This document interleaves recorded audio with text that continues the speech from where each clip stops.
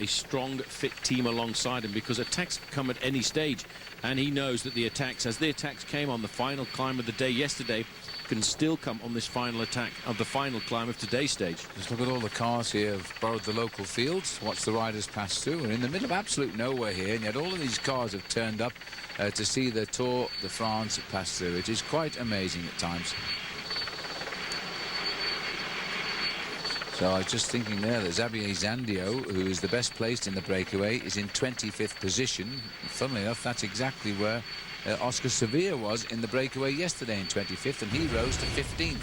And at the moment, Zandio's got himself up to 20th with the time gains. Carlos de Cruz pinching all the prizes, and we'll be back in a moment. This is the beauty of the Tarn, famous for its gorges, its extinct volcanoes, its wildflowers, its wild birds, and indeed just general beauty of France. And the race today penetrating the very heart of this part of France, and with 10 riders scurrying at a rush, 13 minutes now ahead of the main pack, and they're still pulling away.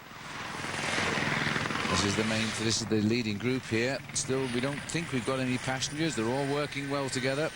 But it will all happen as they continue on the undulations here, because there's no doubt that the last climb of the day will have them zigzagging on the road, and that the strong men will go forward.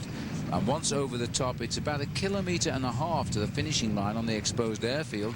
But there is a strong wind blowing right on the plateau where we're commentating from, and it will be a tailwind. So they must judge their sprint absolutely right. This is the rider here at the back with the most to gain today, because this is Xavier Zandio, sitting in at 25th place, 39 minutes and 40 seconds behind. He's already up to a top 20 position now with his time gains so far. Let's just remind ourselves where we are then with our Mitcham map. Quick journey around France, and then we'll finish up down in the mid-south, shall we say, right now. Still a couple of days to go. There we are. We started at Albi and we're racing up to Mons today, always on narrow roads, and they're kicking up and down. They start flat enough from Albi, but they soon get into the hills themselves, and then they just start climbing up to the plateau here at Mons. You see how we get onto the plateau, then the last climb, all that happens in just 4.5 kilometers of riding. It's going to be a nail-biting finish, and I would like to pick a winner from that breakaway just now. The respite comes 1 kilometer over the top. It's downhill sprint. There's Xavier Zandio, best placed, currently holding a place in the top 20 just at this moment. Could change though, of course. 13.25 minutes. 13.25 minutes, Paul. It's still going up. Still going up, and that's because of the fact that none of the other teams in the group actually want to taste, and they've left all of the pacemaking to Discovery Channel, who themselves are sitting back and saying, well, we're quite comfortable. We've got the lead in the white jersey competition. We've got the yellow jersey lead sewn up pretty much. If you want any individual glory, it's up to you guys to come and do a fair bit of work. Well, just looking down from the helicopter, they are flying, aren't they, down there? That group is very compact. All of the riders working. The peloton is never organised like that today. They're the long straight roads, but you can see the ripples over the gorges, and these boys will be on the climbs again very shortly. The last climb, we've got 1/3 category which comes, and then we've got the second category kick up to the finish. Yeah, and it is an unbelievable beast of a climb, that last climb up to the finish. And I have to say, I think the organisers pretty mean, Phil, because at around about 15 kilometres to go, they turn off the main road into Mons and go over the Côte de Chabris, which is a 3rd category climb, as if they haven't had enough leg braking done this afternoon, before they drop down into the outskirts of Mons and kick up again to the finish at the Côte de la Croix-Neuve, which happens to be at 1.5 kilometres to the finish. Well, they've named the last climb after Laurent Jalabert, who won here wearing the green jersey back in 1995. They call it the Côte de Laurent Jalabert, which is rather nice. Mind you, there's nothing else you could call it in this area because there's nothing else here. But they respect what Laurent did, and in fact all the flags in Mons just say thank you, Laurent, merci, Laurent, which is rather nice. The French actually never forget their heroes in the Tour de France. Well, that was pretty heroic when Laurent Jalabert won here back in 1995, and that just happened to be on French Bastille Day. And I remember it was a very long breakaway on a day like today, hot weather. Neil Stevens was in the breakaway, the Australian rider. It was when Laurent Jalabert was riding for Once, And I remember saying to Neil Stevens after the finish, why do you get into the breakaways and as a domestique you spend your whole career working for somebody else? And he just looked at me and said, mate, it's as clear as mud. And I had to figure out afterwards, I couldn't actually understand how clear mud was, but that maybe was an Australian expression. I guess it was. Well, 13.5 minutes now to the principal leaders of the Tour. The breakaway is going away for the big finish today, that's for sure. There's Lance Armstrong, got his troops working hard in front of him today. In and out the saddle, looking forward to the arrival of his family tomorrow. It'll be a big day for him, but he'll have to keep his concentration for 3 more days. This Tour is not over yet.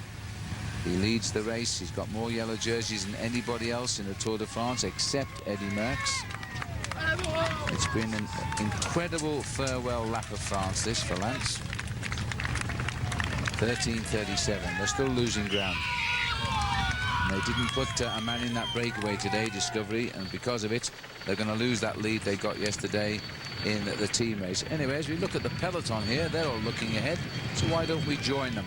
Let's have a look at the final Crestor 3-day forecast here. Well, it's sun all the way, ooh dear, except when we get to Sunday, 79 degrees and undulations on stage 19. But the big time trial, which is very hard, by the way, in Saint-Etienne, that's where we hope that Lance might strike and finally get a stage win in this race. And it's an undulating time trial. It really is a toughie. The last day, well, sad to say, it's very flat on the Champs-Élysées, but they are saying it's going to rain in Paris. And that would be very sad if it does. I hope they're wrong on this occasion, because it very rarely has rained ever since the Tour finished there for the first time on the Champs-Élysées in 1975. I think I can remember maybe 2 wet days in all of that time. Here's the field here now, just doing their job. The domestiques, there's still no Val on the front. He's been up there for ages, nobody helping him out. As they've arrived now at the sprint here, putting them 51 kilometres to go. This was once a football pitch, now it's a giant bicycle. That's a magnificent piece of work. How on earth they know what they're doing when they're doing it from close quarters, I don't know, but those wheels are perfectly cylindrical. As they field race by, they'll never appreciate the quality of that art, but we've got the helicopter. And those 10 riders scorching on here. There are no passengers in this breakaway yet. Only one rider that's ever won a stage before, and that is Cedric Vasseur. They continue to pull away. They're heading up towards 14 minutes now. They'll already have made their mind up they're never going to be seen today. This was the break of the day. They're in it. They're not endangering Lance Armstrong because there's nobody closer than 39 minutes at the start of this breakaway, which means that Xavier Zandio is still 26 minutes behind Armstrong at this moment. Perfect scenario for a big escape. There's the peloton with their own modern art on the right there. Just say that guy's got long legs and a short reach. As we continue, and just slipping to the back here is now Paolo Savidelli, our man who won yesterday. He's going for a drink, I would think, for the rest of the boys. We'll take a break, and Lance will still be here when you get back.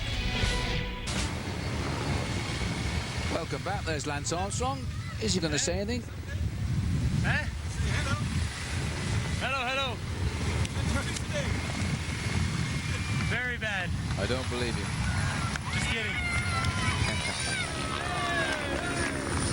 I'm okay for an old man. Huh? I think Axel will win. Well, that's a nice tribute. Axel Merckx in the breakaway. He's finished 10th overall in his very first Tour de France. Never bettered that, Axel Merckx. He's never won a stage. And I think Lance might be right. It's a very difficult run up to the finish, and Axel is a fairly good climber.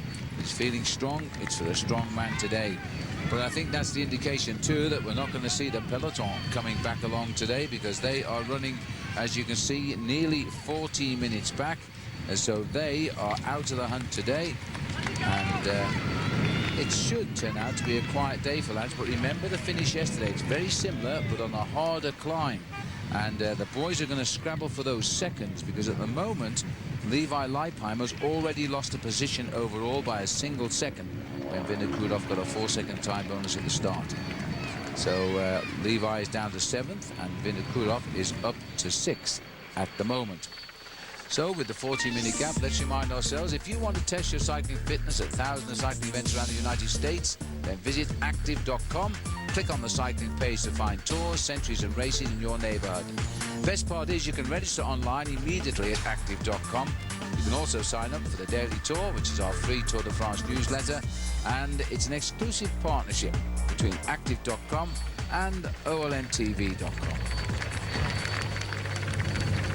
So the peloton continues to have a little touring ride through the countryside of the Tarn today as they race towards their destiny, which is a big climb up to the finish. First time, Paul, we've seen it go over 14 minutes, so at this stage of the race, and it's going up, then there's no way this bunch is coming back. They're not coming back at all. They might lose a little bit of time down towards the end, but certainly the winner of the stage, Phil, has to come from that leading group of 10. It's just a question of trying to figure out who it's going to be.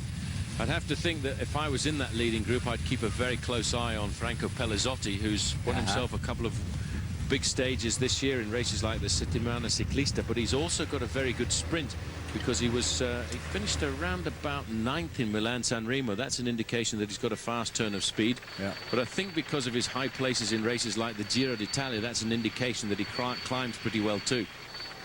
It's who feels good on the day after nearly 3 weeks in the saddle. Legs are a funny thing. You've got to know if you feel good, then you go for it. And I think there'll be a flurry of attacks as soon as we get into Mond, because the town itself is uphill, but then we make a right and it really goes uphill and it goes on. So it is a tough climb. It's not an easy climb. One of the steepest climbs we'll have had since we left the Pyrenees, if not the steepest climb indeed. 14 minutes and 10 seconds. At the moment, Carlos de Cruz has been riding extremely well too, but I don't think he'll get over the climb. Well, Carlos de Cruz will not enjoy the climb up to the finish, as will Thomas Vogler, just sitting on the back there. I don't think he'll be very comfortable.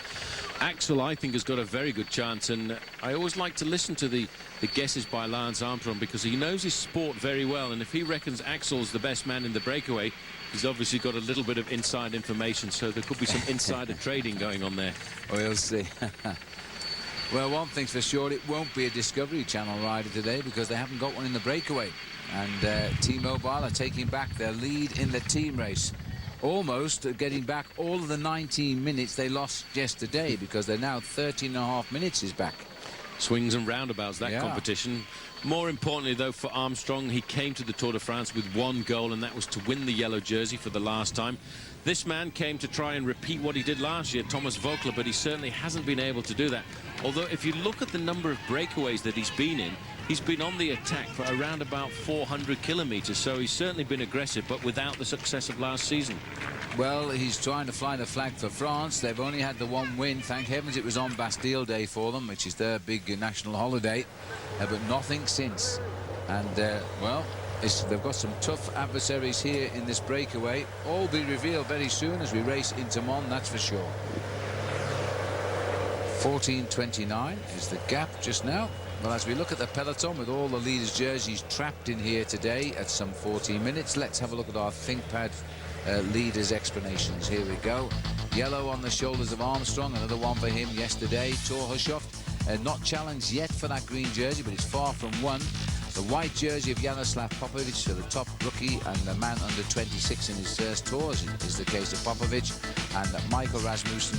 By the end of this day, we can call him the winner of the King of the Mountains, but of course, even as a winner, you have to finish the tour. You can't drop out. And he's still got to get to Paris on Sunday. Looking here then, still all the work being done by the Discovery Channel, and it's the two workhorses on the flat, Pavel Padronos and Benjamin Noval, who have been called into action today to save the climbers of the group. And that, to us, is an indication that the boys aren't going that hard, because if they were, then those two boys on the front at the moment would be into the back of the pack and probably dropped en route.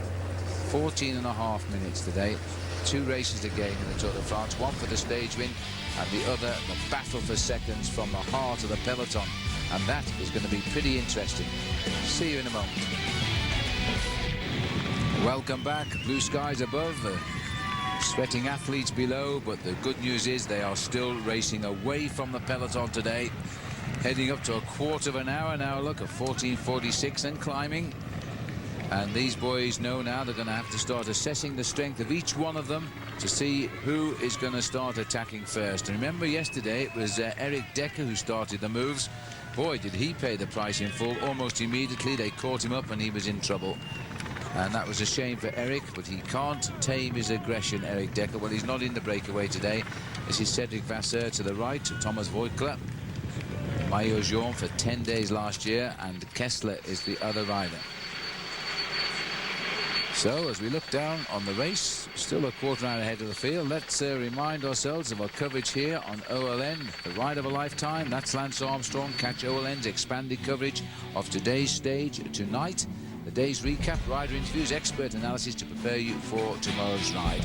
In OLN's 2005 Tour de France, expanded primetime coverage tonight at 8 Eastern and 9 Pacific. And don't forget, not just the travel log, historical piece, but Mike Richter, this ex-Stanley Cup winner, is with our special guest, the former hockey player of the New York Rangers. So we look forward to that tonight. That's coming to you at 8 p.m. Eastern time. And this is the peloton of the field as they continue now. And remember, Lance Armstrong from the pack has tipped Axel Merckx to win today. Well, we might get that 15 minutes lead yet. We're just a few seconds off it now. Merckx is tipped by the big man, Lance Armstrong, to win. He can't lose now. Well, I think with a bill like that on your back from Lance Armstrong, you've got a very good chance of coming up with the goods. But maybe Lance Armstrong has discounted a little bit Franco Pellizotti, who's quite a clever bike rider. But I think Merckx is in pretty good form. You know, he's a good climber. He's ridden through the mountains quite comfortably. He's in 42nd place overall. He's lost himself a bit of time on his mate Lance Armstrong, though, an hour and 25 minutes. But for him, that would all be wiped away if he could get himself a stage victory. Well, at the moment, the best placed man, Zandio, has got himself into 20th overall in the Tour de France. Then the time gaps get a bit bigger, so I don't think he'll climb any higher today, but that's a nice climb up if it works out. He does need nearly 15 minutes ahead of the field on arrival to do that. Just on 31 kilometers still to race, inside 20 miles to the aerodrome. We haven't seen a weak man in that group of 10. I haven't seen a weak man at all. Everybody's still been prepared to go to the front, set the pace making, do the job of work at hand. You know, we were talking a little bit earlier about Axel Merckx hating the comparison between himself and his father. Well, I was talking to Eddie Merckx just last year at the end of the last season. He said to me, well, Axel now is better than me. I said, what are you talking about, Eddie? He said, well, he's got an Olympic medal. He said, I never got one. That's true. Eddie never got an Olympic medal, and Axel got a bronze. Yeah. Last year in Athens. Well, he rode it's his 7th Tour de France for Axel Merckx, by the way, and in his first one, 1998, he finished 10th, and then he had a rough ride. He abandoned on stage 10 the following year. Now just look at that. I'll never know how they make the wheels so perfectly round. As any artist will tell you, it's the most difficult thing to do is to draw a correct bicycle wheel. That's extraterrestrials done that. Was it? Yeah, definitely. There's someone Lance Armstrong's mates, you think? Different planet. They say Lance Armstrong is a rider from a different planet. Well, I think it was his mates designed that, yeah. I think you're right. Yeah, and our helicopter's into a flat spin there to just make sure it's round. JH. No, Jan Hulrich.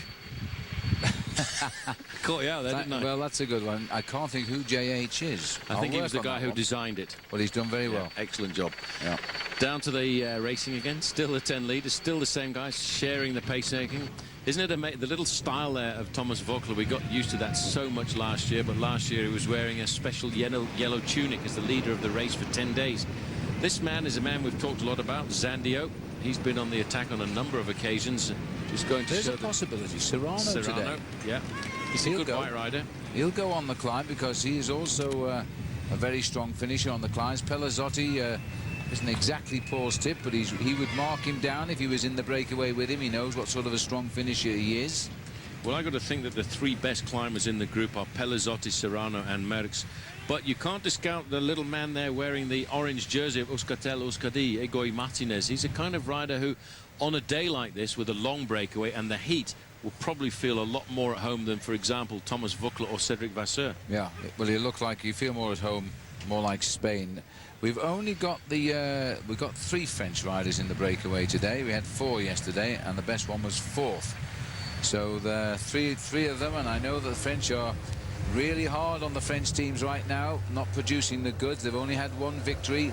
Française des Jeux, really, we were expecting a big Tour de France out of this team, and at the end of the day, they haven't been present at all when it matters. And Carlos de Cruz started this breakaway today. This is life at the back of the peloton. And they're telling us now on race radio, they've now hit the magical 15 minutes. Quarter of an hour. That corresponds to the pace we're riding at here this afternoon at 40 kilometers an hour roughly.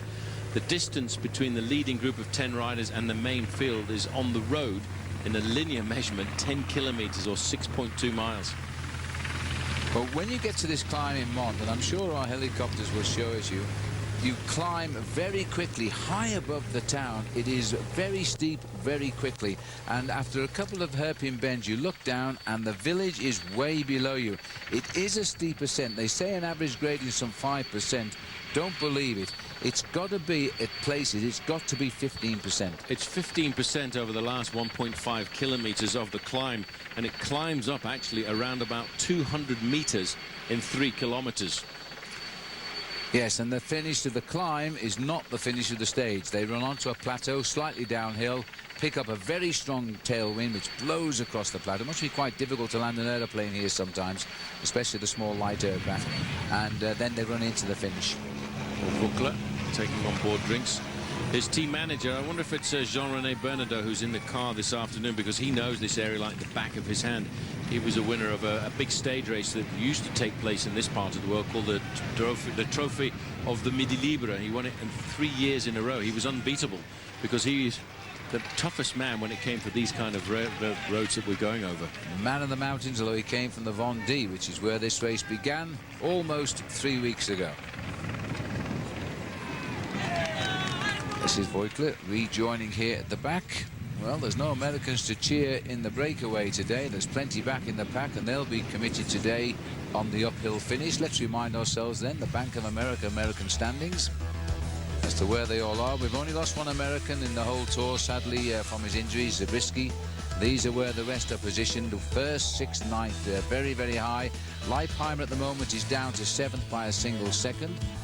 Because of that sprint early on. Hincapie still very much there, and Bobby Julich 17 and 18th. Chris Horner, first tour, fully vindicated. He should have been here years ago. He's having a great tour, 32nd for him.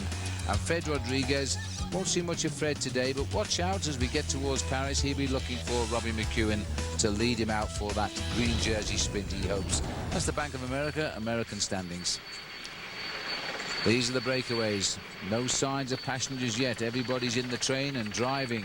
The last man who doesn't work we normally call the ticket collector. Well, he's not got on board this train yet. These boys are still gaining over the field. There's the field as they slumber beneath the midday sun. Well, actually, mid-afternoon. See you in a moment.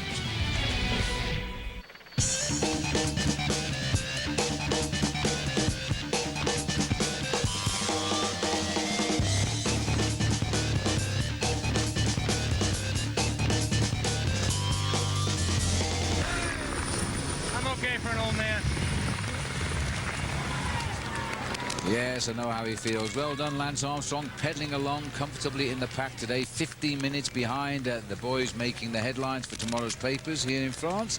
10 of them. Which one of them will win the stage, because there it is, a massive climb from Mont to the aerodrome.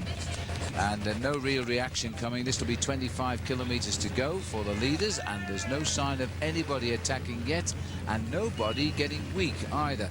Axel Merckx sitting at the back. Now it's Voigtler, now it's Serrano, then De Cruz is the white rider. And they're all going down, up the other side, a little bit of pacemaking, and back to an anti-clockwise working motion here just now.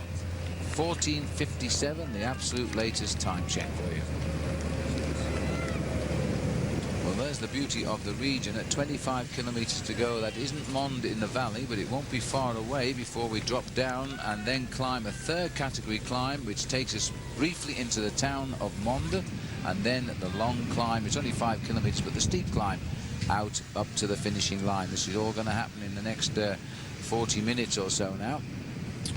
Unfortunately for these riders, we've just gone inside of 25 kilometers to go, Phil, but at 15 kilometers to go, the organisation take them off the main road here, which is the main road down into Mende, and they just shoot over the top of a nasty climb, a third category climb called the Côte de Chabris. Now that might be a good point for somebody who's got itchy legs to go out and try and get an advantage over the leading group of 10 before the final climb of the day. I'll be very surprised if somebody doesn't try and attack there. You're right, we're going in normally on the main highway, which is the Route Nationale 88. Just when you think you're all set to arrive in Mende, they take you left. And all around the Route Nationale 88 is a very hilly piece of the countryside. And that's where we're sending them. Even when they're not categorized climbs, they're going to be on climbs. Well, that's the nasty thing about this area, because there is hardly any flat part to the course at all. Just looking down there, that is the Tower of Chanak. And actually that is basically the remains of a fortress that was built here between 1172 and 1213. And it was built originally by the King of Aragon, but destroyed by fire. I just wanted the one help. They've sent the balloons up. 23.5 to go. Are those balloons? They're balloons, I think, yeah. Oh. Yes, they wouldn't have had them in those days, of course, when they built the chateau. There they are. A message for everybody.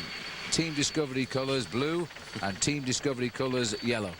Well, there you go. Everybody supporting Lance Armstrong all the way around his final few days before retirement. It's hard to believe that at 33 and a bit years of age, he's going to retire on July the 24th. An awful lot of people are beginning to indicate to us that will he retire? Surely he'll change his mind now. He's making it look so easy to win his 7th tour. We believe we know Lance, and I believe he won't be changing his mind. I don't think he'll change his mind. I think he's decided psychologically in the back of his mind, Phil. I don't think any of us can understand how hard the preparation is that he goes through to get himself ready for the month of July. Yes, it's great to come out and race. It's great to be competitive. But what is not great is doing 30,000 kilometers or 20,000 miles of training in the rain and the cold and the snow. And we've seen some of those pictures of Armstrong training in the snow. Oh, those are the days that you don't want to think about. They're the bad old days when you're a cyclist, yes. 15 minutes and 1 second now, as we're switching to the back with the Spanish rider gaining most in time. He's up to top 20 overall now, Xavier Zandio. There he is. And really, I think he may be a danger on the climb. He's never looked like winning a stage yet, although he's been in these moves before. But he'll have to go at the bottom. And he may find they've got to take their first answers in not too far now. We'll be turning off the Route Nationale and heading up the mountain on the left shoulder of the riders first. Then we'll work our way round to Mende, across the town and up the finishing climb. Still moving very, very smoothly there. The main field still being escorted by Team Discovery. 15 minutes and 4 seconds the gap. It's been going up steadily. It's not really been on return. There is Lance down there. Well, let's have a look then at our Lance moments, brought to you by BMW. Now, we've been watching them every day. Now we're down to the ones you selected. We had number 5 yesterday, and the one you name as number 4 is No Gift, stage 17, 2004. Lance riding along, remember that? Then he got into a group with Ulrich and Floyd Landis. Then there was a breakaway. And it wasn't from anybody we expected. It was indeed coming from Andreas Kloden.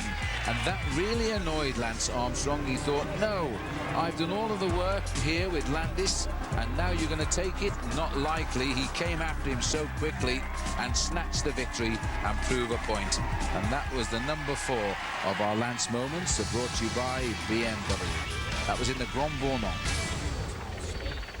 Number 3 tomorrow, as we head towards Paris, of course.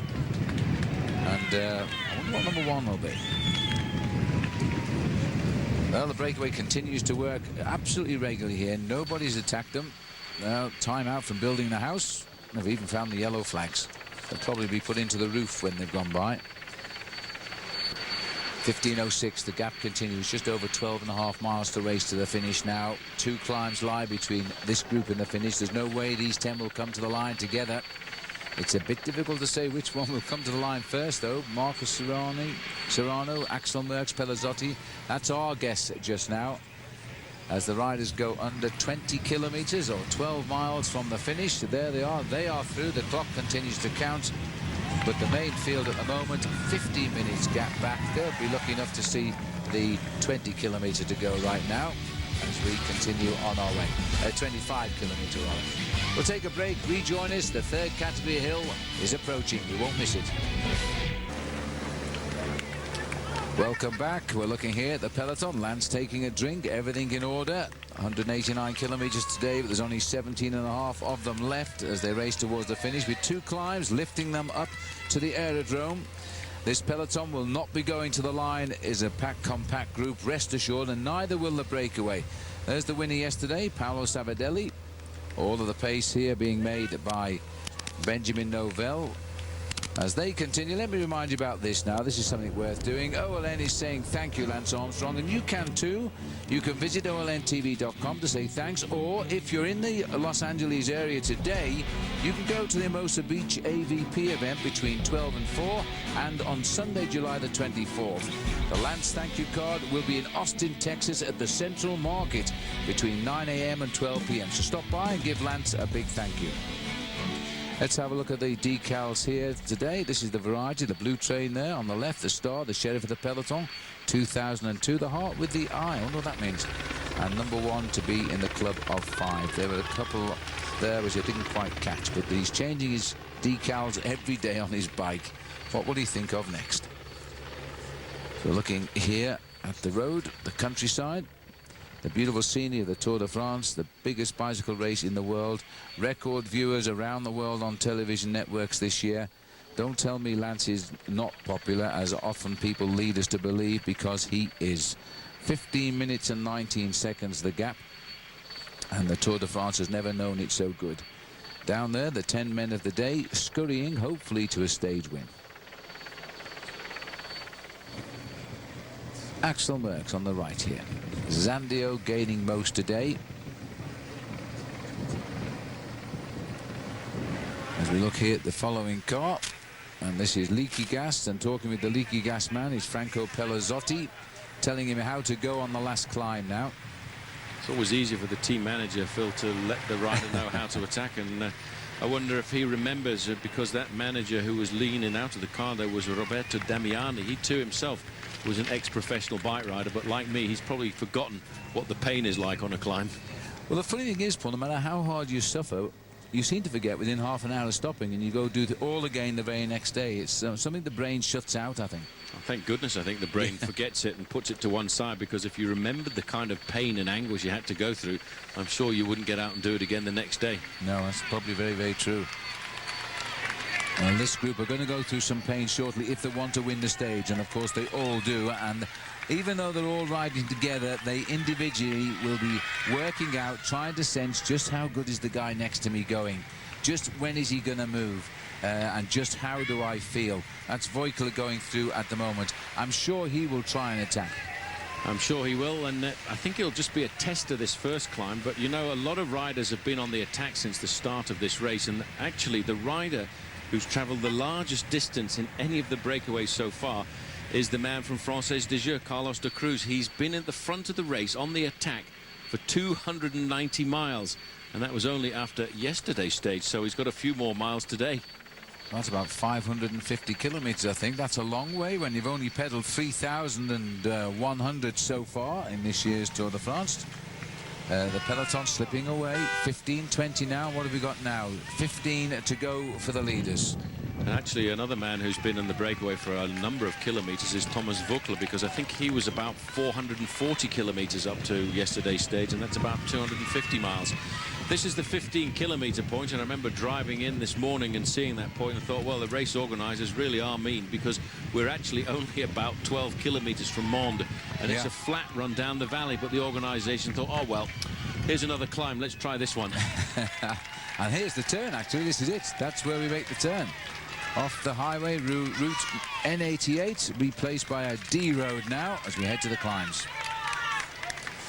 Not too far away now as we leave the main highway here, which is directly into Mende for the back roads. Just under 15 kilometres to go, and we're looking now for the third category climb, which is the Côte de Chabris. Difficult climb, the Côte de Chabris, coming to the summit at 9 kilometres to go to the summit, to the finish, I should say. But from that summit, they drop down only 3 or 4 kilometres into the town of Mende. quickly make their way across the valley floor and almost immediately tilt up to the finishing line here on the aerodrome. And it is a beast of a climb after what we've been through so far this afternoon. 15% is the gradient up towards the summit. And the last 1.5 kilometers are going to have one or two of these riders really pulling themselves inside out to try and stay in contact. Well, sitting at the back, 128, one of Lance Armstrong's ex-teammates. He rode for US Postal in 2001, but never got on too well with the US Postal team. Came over to Cofidis in 2002. I think he was a little bit upset when he didn't get selected for the Tour de France when it started in his region up in Dunkirk. Yes, he did indeed. Jan Ullrich, 4th overall in the race at the moment, looking now to try and make up lost time in the time trial. This is the breakaway, though. T-Mobile have got something out of the day. They're now almost guaranteed to be back in the lead in the team competition because of the presence in the breakaway of Kessler and not a Discovery rider up here at all. Now, as they're heading now for the 3rd category climb here, they're going to be very nervous in this breakaway. They know now that somebody might try to take them on this climb. This will no longer be the compact bunch for very much longer. And there goes the first one. And we could have picked it. Carlos de Cruz has made his move. Now that will start everybody now thinking, right, we're on with the race now. Forget the shadow boxing. Forget who's going well. We're going to have to start chasing the breakaways. Kessler wants a little bit of help at the front now. Nobody willing to take him up just yet. That's Carlos de Cruz who's launched the attack.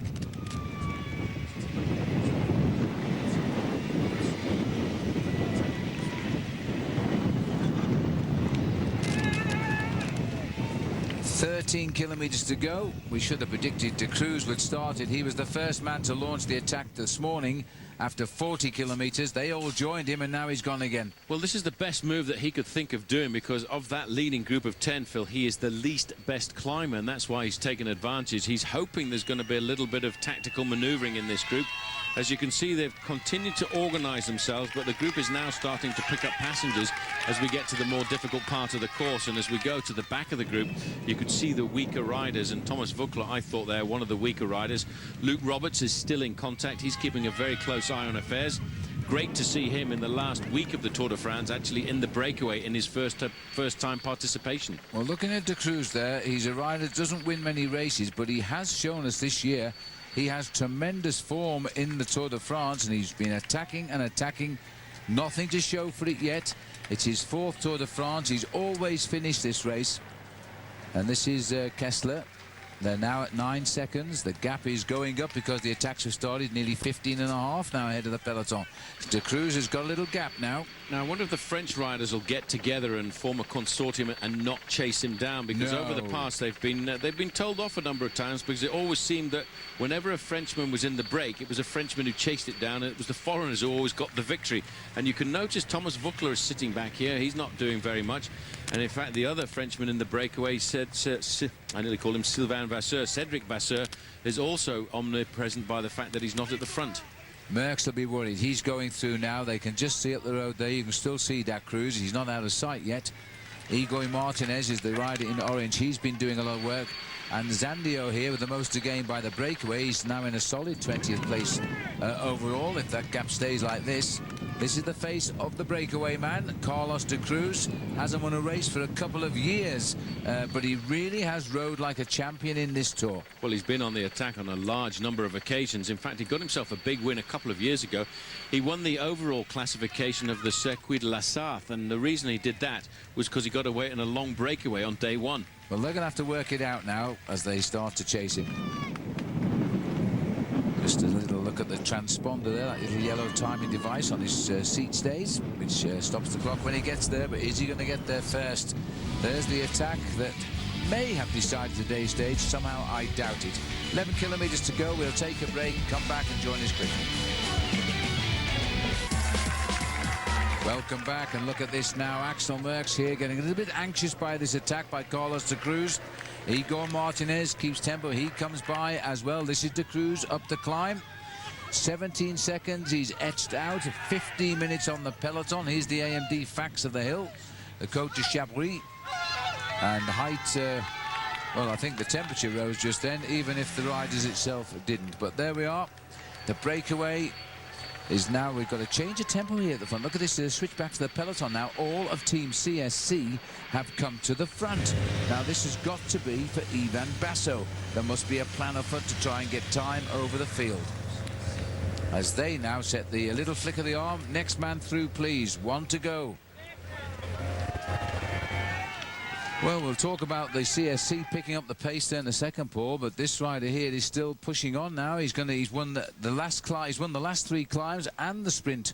He's doing pretty well if he gets nothing else out the day. He's doing well, but he's suffering a fraction here because although he stretches his advantage up to 23 seconds, it's now come down to about 16 seconds over the group. And there's a number of riders here in the group behind prepared to set the pacemaking. Serrano is very nervous in the dark blue from Liberty Seguros. He keeps jumping, but it is interesting to see that Team CSC are starting to really whip up the pace. I think they want to toughen the race because, you know, it doesn't matter the fact that this group is 15 minutes behind. The time is important for all of the riders in the top 10 in the overall classification because they feel that there could be a major sort out. Well, they want Basso to get in the split, of course. Ivan Basso, 2 minutes 46 behind Lance Armstrong.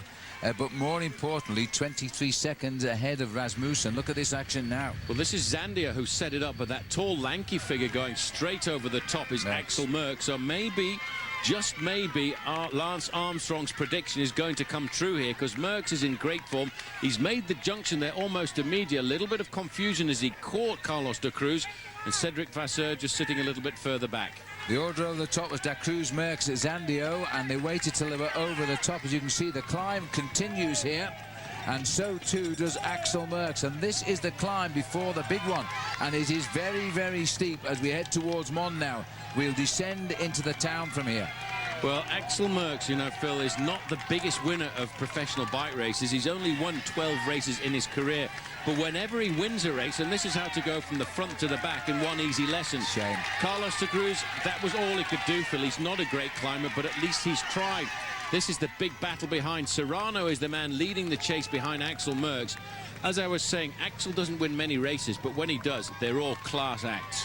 He's been the champion of Belgium like Dad was, and Merckx now making his bid. They're reorganising there, and here comes Voigtler. It had to come. And who's going to go after him? Serrano? Yes. Vasseur? Yes. Not too sure about Zandio. He looks a bit shaky, hanging on. Well, Zandio was the man who set up the move initially, and it was Axel Merckx who went onto Zandio's wheel and countered over the top. Thomas Voigtler has got the gap now. This is unbelievable. This is the man who was the darling of France last year, and he is pulling himself inside out. He's almost across the gap there to Axel Merckx. Merckx won't be too happy because I think he would be a lot happier if he was riding on alone.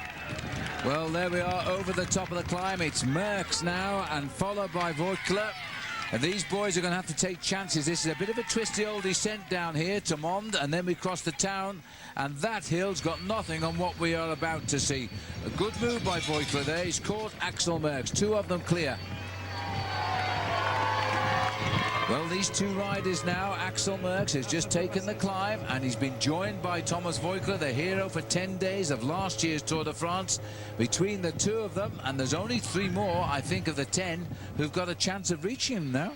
Cedric Vasseur is in that group, Marco Serrano and Zandio, the man from Illes Baleares, so they should get on before the bottom, and that is the big split that we were expecting to happen on this 3rd category climb. There you can see Serrano in 3rd place. A little bit of panic now, but the French looking in good numbers in the superiority there this afternoon, because if this group of 3 catches up with the Merckx-Voigtler group, there'll be 2 French riders in a group of 5. Well, Merckx just waiting to see if Voigtler can recover quickly from that chase to bridge the gap. As they start now the very fast descent here, 8 kilometers to descend to the finishing line, but of course we have that 3.5–4 kilometer climb before we get to the finishing line.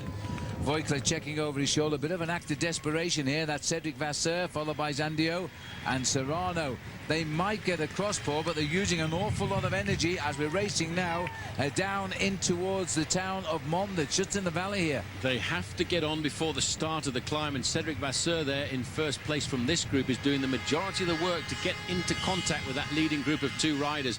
He's halfway across, and he knows as a seasoned professional that he needs to make the junction before the actual climb up to the summit here in Mons is started.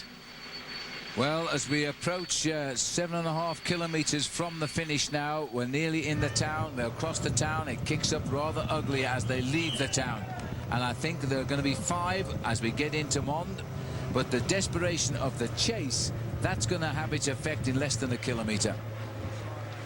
On the back, Marco Serrano, nice and comfortable, waiting for the start of the climb. The start of the climb is going to come in around about a minute and a half's time. And as you can see, they're just about together. Well, as we see now, the town of Mond, we're in the streets here. There's still 5.5 kilometers of climbing and fast descending to come. 14 minutes the gap. They're starting to pull back the breakaway. It won't matter today. As we race towards the town, we're still about 1.5 kilometers to the start of the climb. We'll take a quick final break. Rejoin us. Come back, and just as we join us, 119 there. Franco Pelazzotti has caught the 5 leaders here. This is the last climb of today's stage of the Tour de France. Let's have a look at the AMD stats. Look at this, 3.1 kilometers up to over 1,000 meters, but there is an average gradient of 10%, and at points this hits 15%. They've just started. 5 riders are clear of the other 5. Cedric Vasseur at the back. Axel Merckx is here. Voigtler, Zandio and Serrano complete the group. At 2 3/4 kilometers to the summit now. Voigtler is almost tempting people to come out here. Once we get around the corner in the distance, though, it really does begin to slap them in the face. Bit nasty there, having Franco Pelazzotti come back. Clever bike rider. He's probably the man who's got the best climbing ability. I was rather surprised to see him get caught out by those accelerations. Voigtler, I would have said, is the weakest man in the break when it comes to climbing, but he was the first man to launch the attack. And he's gone again. There he is again now. Voigtler tempting Providence here at 4 kilometers to go. There's a quick reaction this time, though. And the flag there from the United States indicating the tailwind these riders are picking up, and it gets quite strong as they approach the finish. I think Thomas Voigtler tempting fate a fraction there, because when you're the first man to launch the move like that, it's normally the move that goes over the top of you, which is the successful one. Look at Axel Merckx. He's looking nice and comfortable, happy to set the pace. I'm pretty certain he will know this climb. Serrano has moved up into 2nd place. Pelazzotti seems to have recovered there, Phil. He's currently in 3rd. Well, Axel Merckx, those long, gangly legs here, stamping. Watch how quickly the town of Mond drops away from the riders on this climb. There's a few bends on the way, too. Serrano there just threw his bottle to one side. He knows there's only about 3.5 kilometers to go to the finish, and he knows that's an extra 500 meters. Merckx. Here's Merckx going. Merckx has just decided to turn the screw and see can anybody. Serrano was quick. You see how he took the outside of the corner. That's actually the smoothest part. Oh, little Thomas Voigtler there. He took the inside of the corner, which is the steepest part, so he's obviously in pretty good shape. Cedric Vasseur at the back, number 128. He doesn't look too bad either. Well, this right-hand bend coming up, the riders really need to go to the left of it, because it kicks up to about 25% on the inside. And if they're wise, they'll stay wide here. They're going through. Merckx takes them through, and they're going a little bit wide. As Merckx looks to who's got the see of Voigtler working so hard there. He's gone the tough way round, believe me. He went the tough way round on the inside. It's so much steeper on the inside of the curves on the slope of this climb. But look at Merckx again accelerating, Phil. He wants to win. How many accelerations has Axel Merckx got in those legs? This one is a serious move now. Voigtler is digging his deep, but they're all hanging in there. Everybody is hanging good for the moment. Voigtler closes the gap down to Axel Merckx, but it has put this man Zandio into a spot of bother. He can't follow the pace, and we've still got around about a kilometre and a half to go. Now that's a surprise to me. Pelazzotti can't follow. Pelazzotti, who just got back, hasn't recovered. They've got rid of him. Now we're down to 4 men we're down to at the moment. There are 6 in the escape. An attack immediately here coming from Marcus Serrano. Merckx has taken his back wheel. There are 4 riders left here in this group. The other is Cedric Vasseur, and for the moment, and he's gone. Thomas Voigtler, I'm not sure he's got it now. Well, he's attacked on a number of occasions. He's been the hero of this early forming of the breakaway. The man who is looking the calmest in this group is actually Cedric Vasseur. And I'll tell you one thing, if they don't get rid of Cedric Vasseur before the summit, he's probably the man who's got the fastest turn of speed up the line here towards the finish on the velodrome, on the aerodrome. It may as well be a velodrome because it is extremely hard up here. But Vasseur looks as though he is actually just waiting here, waiting to move. They know the odds are really against Merckx if he doesn't get rid of them for the sprint. And it's a very fast sprint onto the aerodrome.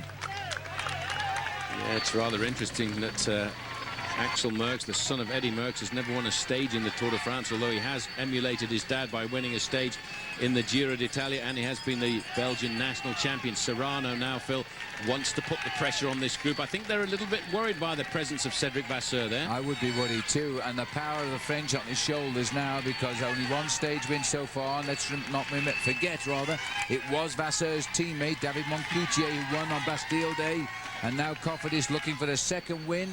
And Vasseur looking very cool, and Dad Alain, I'm sure, is crowding the television set right now. He was a pro in the Tour de France as well. Well, Axel losing Merckx a couple of meters. Here. Now, this is a big surprise. Axel has put in some very vicious attacks, but now he's lost himself 4 or 5 meters. Cedric Vasseur is looking very comfortable in second place. He's not the climber in the group, Phil. He's the man who's looking at the climbers and saying, look, you guys, if you want to win, all you have to do is get rid of me. And everything they've thrown at him, he's still been able to master and cover. He's still the Frenchman there in second place. Well, it looks at the moment as though it's a battle between Serrano and Vasseur, but remember, this hill bottoms out a 1.5 kilometers before the finishing line. It's a downhill, then a flat sprint.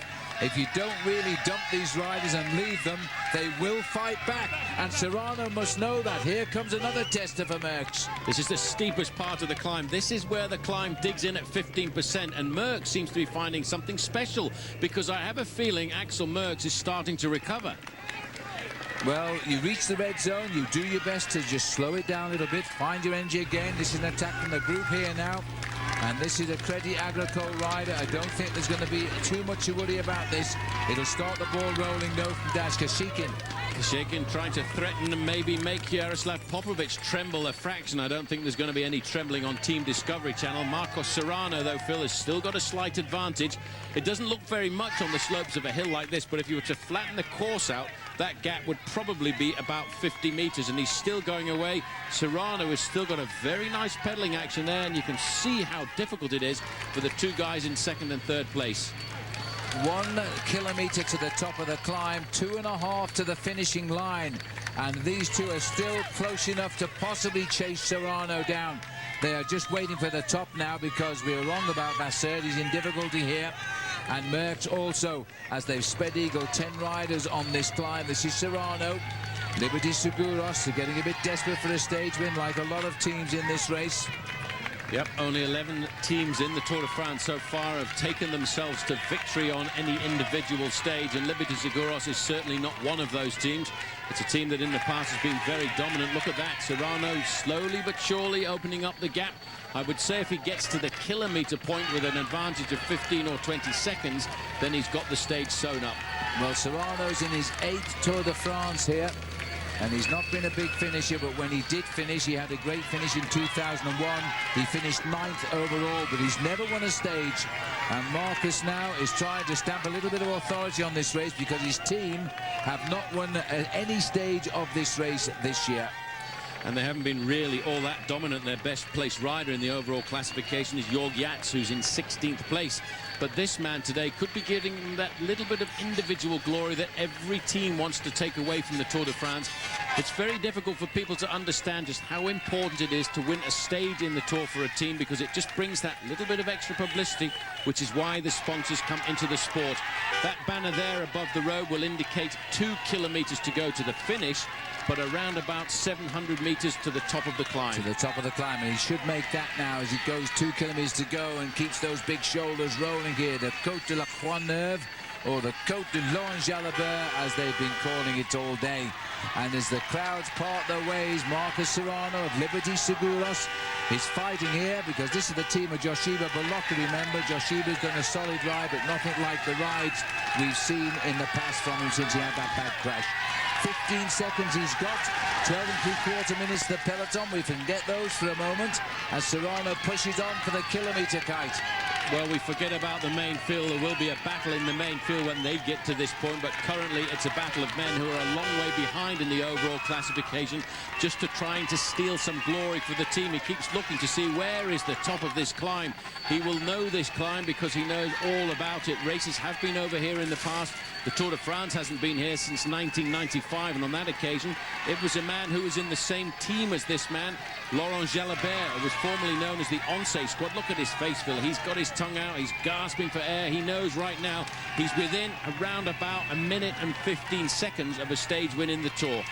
And it's a huge result for him. He's never won a stage of one of the Grand Tours, yet he's finished high in the big Grand Tours. He hasn't won a race since October last year, when he won the Semi-Classic in Italy from Milan to Turin. And this could be all about to change now. He's nearly at the summit of the climb, and he's about 1.5 kilometers from the finish. He's going to be first over the top of the Côte de Laurent Jalabert. Then it's downhill and onto the flat of the aerodrome.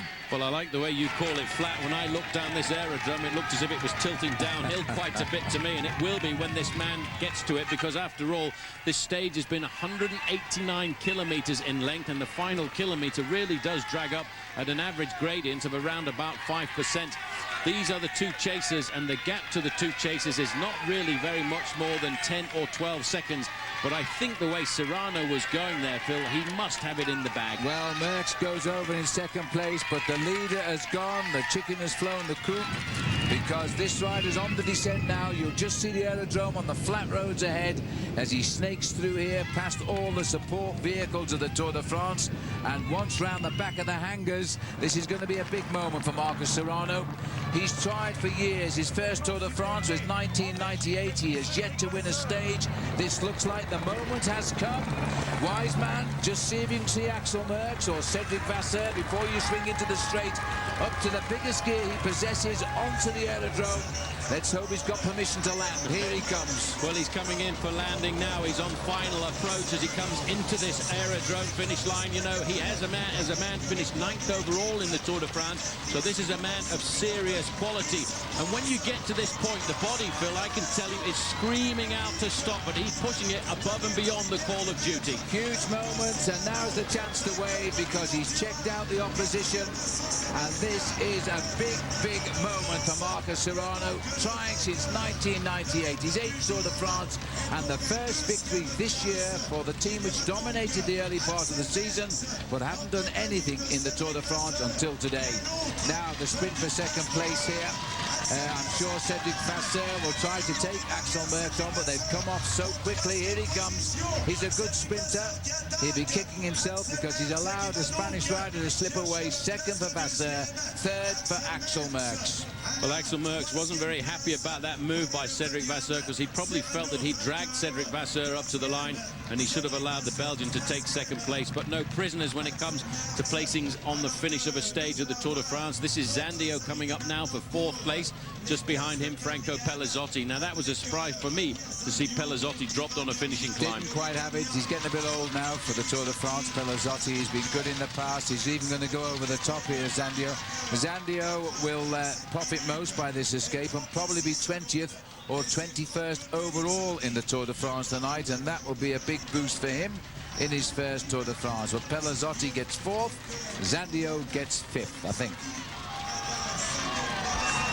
Further down, though, there's going to be a big setup here, Phil, for the final ascent here at the finish line. This is Carlos Sastre on the front, Jaroslav Popovic next in line, Lance Armstrong. As always, his habit is to ride right at the front end of the main field. And Phil, the field has already cracked. They've gone.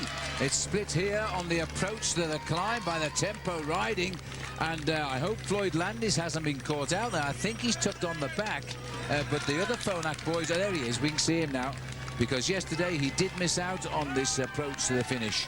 But he's there, just tacked on to the back of the lead group. 4 kilometers to go. Well, as we look at the peloton, this is Christophe Moreau. He almost caught that leading group of 10 today. Then he went back to the peloton, didn't quite make it. And once he didn't make it, of course, the peloton sat up because they weren't worried about the combination of the leading group. Well, this is George Hincapie. He's stamping out the discovery message now on the lower slopes of the climb. As we now know, Serrano put in the attack that won the day. We'll take another break, When we come back, they won't be over the top of the climb. We won't miss too much of the action, so come back and join us very shortly. Welcome back, and Lance Armstrong, Ivan Basso, Jan Ullrich are moving clear of the field with the Australian Cadel Evans and the man who's not here, the third-place rider, Michael Rasmussen. Ullrich is not waiting for the time trial, and Alexander Vinokurov is also in a little bit of trouble here because he's being brought back into the fold by Rasmussen, which means that Cadel Evans is reclaiming the place he lost yesterday right now, 7th overall. It looks as though Ullrich is in trouble on this climb now as he struggles to maintain between Rasmussen and Ullrich. Well, it's a very steep climb, Paul. We're talking the seconds for the podium in Paris, and this was the place when they're giving their all. Look how far down the valley is now. Oh, this is a beast of a climb. Look way down there in the bottom. That's where we have come from. That is Mons. And if you look way down in the bottom of the picture, you can see Alexander Vinokurov. Everybody here throwing caution to the wind. Jan Ullrich, Phil, today wants to get a little bit more time on Michael Rasmussen. He probably was a little bit worried about the fact that there was 3 minutes between him and a podium position. And today he's looking for third place in the Tour de France. He's not going to worry Lance Armstrong. Look at Armstrong dancing on the pedals. This is the last time he was going to dance up a mountain like this in the Tour de France because there's no big climbs tomorrow to talk about. The neutral service cars are moving forward. Levi Leipheimer has got to defend his position. Well, he was 6th at the start of today. Leipheimer is looking a little bit in distress there, to say the least. So is Rasmussen. This is a huge escape for Cadel Evans in the middle because he's moving up 1 place now. The rider who'll lose that is number 19, Vinokurov. But what Jan Ullrich is doing is making his job in the time trial that much easier. He won't get the time back today on Rasmussen, but he won't have to take so much out of him in the time trial on Saturday. And this is a big coup on what is not really a very long climb. Armstrong just controlling, keeping an eye on the man closest to him in the overall classification, number 21 there, Ivan Basso. We are looking at the fight here for the podium in Paris, the top 3 places, and it is so good to see Cadel Evans, Phil, bouncing back. He was the one who reacted to the attack of Basso and Armstrong and immediately came up there to join them. Well, Levi Leipheimer is in 6th place, but he's got time in hand, nearly 2 minutes more plus over Cadel Evans, so he's not in any desperate straits just yet. Ullrich, though, is driving and hanging at the back here. Now the cars are in between. This is quite a big gap back to the group containing Rasmussen. We only need 9 seconds for Cadel to claim a place, and that's well gone because there they are now. And it's Leipheimer, Rasmussen and Vinokurov. Well, the 17 seconds actually separates Cadel Evans from Alexander Vinokurov, who got himself a time bonus on today's stage. It looks as if Jan Ullrich might be having a spot of bother here. And look at Cadel Evans. He's still in contact, Phil, with the 2 top men in the overall standings of the Tour. Ivan Basso in 1st place, Lance Armstrong in 2nd. And look at Jan Ullrich again, caught a little bit behind the rest on the steepest part of the climb towards the finish. He's been distanced here. Cadel Evans hangs on to the yellow jersey of Lance Armstrong. This is the driving face of Ivan Basso, who's consolidating right now his overall position because he's worried about the time trial of Ullrich, and he's getting a few seconds that might be vital. It's all about seconds for the other places in the overall standings at the Tour de France here, and Jan Ullrich knows that. He's got, look at Jan pulling himself back. He is coming back despite the efforts of Ivan Basso. Basso, look at the face, he's grimacing. People say, who is the heir apparent to the throne of Lance Armstrong? Well, I think we're actually looking at him here. He is not afraid at all of Armstrong, and he's very prepared to attack. Well, there's still over 3 minutes between Basso and Ullrich and that now is going to be decided in the time trial. Jan Ullrich in this last 10 days of the Tour has shown us once again he is a fighter. He's a fighter, he's a battler. He rode that last 700 meters of that climb, Phil, on what the French would call pure courage. He pulled himself inside out. He wanted to stay in contact with these men. He wants to climb onto the podium of the Tour de France when Armstrong wins on Sunday, because I'm sure now he is going to win on Sunday. Jan Ullrich wants to be there with him. And I tell you what, Jan might well try for the sprint here because this is a matter of honour now. There is Michael Rasmussen. He's been in that jersey ever since the mountains began. He is losing time, and it's crucial he doesn't lose much because Ullrich will finish him off in the time trial, and he will be the 3rd man in the Tour then. Well, as our commissaire tries to get us out the way from the back car there. Armstrong has taken control over the top. That's over the top of the climb. There's around about 1.5 kilometers to go to the finish. They'll get some respite here as they drop down to the bottom of the aerodrome, and then they'll take that left-hand turn and start to climb up. Not quite the same pressure in this group, being led by Levi Leipheimer, second there, Michael Rasmussen and Alexander Vinokourov. But this, beside the fact that it's only been a 3-kilometer climb, again, Phil, it has caused some serious damage. It's a battle of seconds now. Armstrong is showing every time it gets a big battle. He's up to it. He mixes with them. His lead is in no danger. He's conserving all of his time gaps again tonight as we swing now onto the runway. It is Basso leading Armstrong, Cadel Evans, Jan Ulrich, and this is the sprint for the line, and I'm wondering if Cadel will try here. But look at the power of Lance Armstrong as he drives onto the runway. This is the lineup now for the finish. Well, it's almost 10 minutes and 49 seconds since Marcos Serrano actually won the stage, but it's this battle behind, and it's amazing these riders, Phil, are battling out for seconds. They're not slowing it down. They're sharing turns at the front, just keeping the pressure on, because the race is all about seconds for the placings in the overall standings. They can't even raise the sprint past Armstrong here. They're letting him go over the line in first place. Hang on to his shirt here. Here comes Cadel Evans. This man is finishing the Tour strong, and he's going to climb one place in the overall tonight. He needs just 15 seconds, and he's already got 5 as I speak. And there's nobody. Here comes the man he's going over, Alexander Vinokourov, and Rasmussen is losing time, quite a lot of time really, to Jan Ulrich, although he will keep his third place tonight. But for how much longer? He will keep his third place tonight, but it is starting to tremble quite a fraction, Phil. He's had to get onto the front to do all of the pacemaking up the finishing line here. Francisco Mancebo has come back to this group. I don't know where he came from, but that is a bad loss of time for Michael Rasmussen. It is huge as they hit the line. 36 seconds they have lost there. That is a big loss of time, and we're only 3 days from the finish of the Tour de France. Floyd Landis has also lost time here. He was behind Evans by just a couple of seconds. He's almost a minute behind him now. That was Eddie Mazzolini coming in there with him, and it's a long line down that aerodrome, Phil. Big time gaps have been lost by everybody. This is the man who was in 10th place at the start of today, Christophe Moreau of France. There is Georg Tochnik and Oscar Pereiro coming in as well. But Armstrong, Basso and Ulrich really threw it at that climb.